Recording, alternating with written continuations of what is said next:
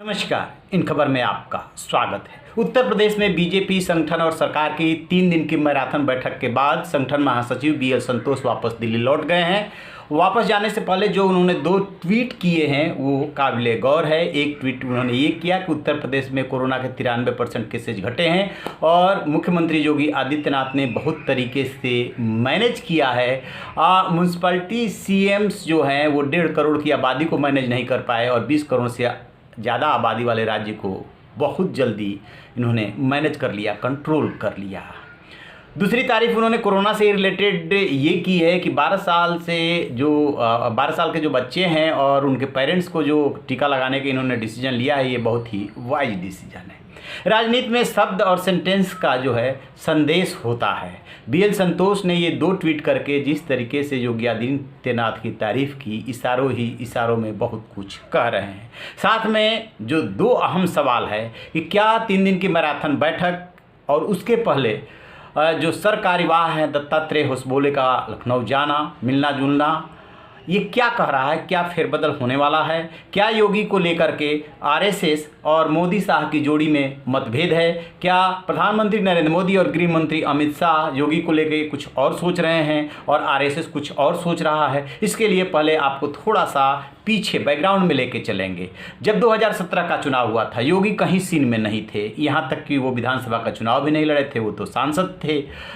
मनोज सिन्हा को लेकर के बहुत चर्चाएं हो रही थी, केशव प्रसाद मौर्य को लेकर चर्चाएं हो रही थी। अचानक योगी को मुख्यमंत्री बनाने का डिसीजन ले लिया गया था। योगी के मुख्यमंत्री बनने के बाद कहा यह जाता है कि प्रधानमंत्री नरेंद्र मोदी और गृह मंत्री अमित शाह की पसंद योगी नहीं थे, ये आरएसएस की पसंद है। खैर, योगी ने उसके बाद सूबे को संभाला और साथ में प्रधानमंत्री नरेंद्र मोदी व अमित शाह से अपने रिश्तों को दुरुस्त किया। इसी बीच जो कोरोना का कहर आया और पंचायत जो चुनाव हुए, उसने योगी की जड़ें जो है हिला दी, क्योंकि इस दूसरी लहर में यूपी बहुत बुरी तरीके से प्रभावित हुए। चारों तरफ हाय तौबा मची। जो शव है वो नदी में तैरते नजर आए और ज़मीन में गड़े नजर आए। इसको लेकर के काफ़ी आलोचना हुई। ऑक्सीजन हॉस्पिटल बेड की कमी एकदम साफ साफ दिखी। कार्यकर्ता और लोग नाराज दिखे, इससे उनका ग्राफ डाउन गया। इसी बीच में जो पंचायत का चुनाव हुआ उसमें भी एवरेज परफॉर्मेंस रहा, उसको लेकर के भी उनका कद घटा। ए.के. शर्मा जिस तरीके से आ करके यहाँ पे एमएलसी बने, वो सिर्फ एमएलसी बन करके सचिव पद तो नहीं छोड़ करके आए थे, निश्चित रूप से कोई बड़ी जिम्मेदारी संभालने के लिए आए थे।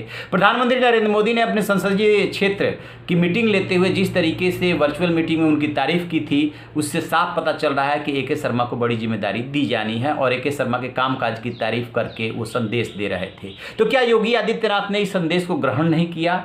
क्या योगीनाथ सत्ता के 2 केंद्र नहीं बनने देना चाहते? जो खबरें आ रही है उसके मुताबिक योगी आदित्यनाथ इस बात को लेकर के अंदर से नाराज चल रहे थे कि किस तरीके से ए.के. शर्मा को उभारा जा रहा है और किस तरीके से केशव प्रसाद मौर्य को फिर से प्रदेश अध्यक्ष बना करके सत्ता के 2 सेंटर किए जा रहे हैं। बताया ये जा रहा है कि अकेले में जब उनकी मुलाकात हुई है तो उन्होंने अपनी बात रख दी है कि जैसे चल रहा है वैसे चलने दिया जाए। तीसरा डिप्टी चीफ मिनिस्टर बनाना है, बना दीजिए, लेकिन सत्ता के 2 केंद्र नहीं चलेंगे। ए.के. शर्मा को गृह मंत्रालय देने की बात है कि उनको डिप्टी चीफ मिनिस्टर बना के गृह मंत्रालय दे दिया जाए। इन लॉ एंड ऑर्डर वो देखेंगे तो फिर योगी क्या देखेंगे? मुख्यमंत्री की सबसे बड़ी जिम्मेदारी लॉ एंड ऑर्डर की ही होती है। तो अब आते हैं वर्तमान पे। तो बीएल संतोष ने 2 ट्वीट करके जो तारीफ की है उसका मतलब समझा जा सकता है। योगी का पीठ थपथपाना इस बात का संदेश है कि योगी के ही नेतृत्व में चुनाव लड़ा जाएगा। ये पहले भी लग रहा था और अब भी लग रहा है। एक सवाल ये भी है कि योगी नहीं तो और कौन, किसके नेतृत्व में? तो ये तो बात क्लियर है। लेकिन कहा यह जा रहा है कि ये जो प्रधानमंत्री मोदी और अमित शाह की जो जोड़ी है वो ए.के. शर्मा को प्रोमिनेंट पोजीशन में देखना चाहती है। दरअसल योगी के एडमिनिस्ट्रेशन की शिकायत ये है कि सब कुछ इन्होंने ब्यूरोक्रेट्स पे छोड़ दिया है और ब्यूरोक्रेट्स काफ़ी ताकतवर हो गए हैं। मंत्रियों की भी नहीं सुनते हैं, विधायक की कौन पूछे। और मंत्रियों ने अकेले में मुलाकात में बीएल संतोष से साफ साफ कहा है कि कई बार उनके आदेश पलट दिए जाते हैं, कई बार उनके विभाग में जो तबादले किए जाते हैं उनके जानकारी में नहीं होते हैं, उनको विश्वास में भी नहीं लिया जाता है, जबकि कायदे से उन्हीं के थ्रू ये होना चाहिए।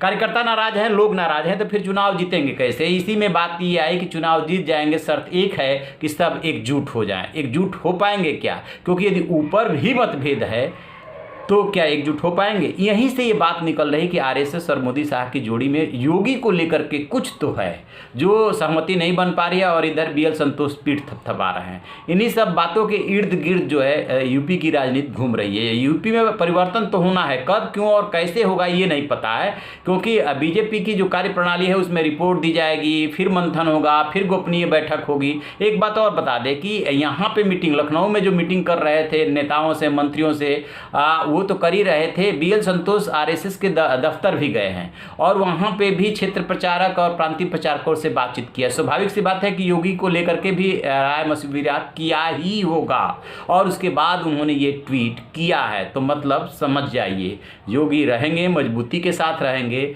और उनके साथ कौन जुड़ेंगे कौन नहीं जुड़ेंगे इसमें योगी की राय ली जाएगी। अदरवाइज यूपी की नैया पार होनी मुश्किल है। तो आप रहिए बेखबर, देखते रहिए इन खबर। Thank you.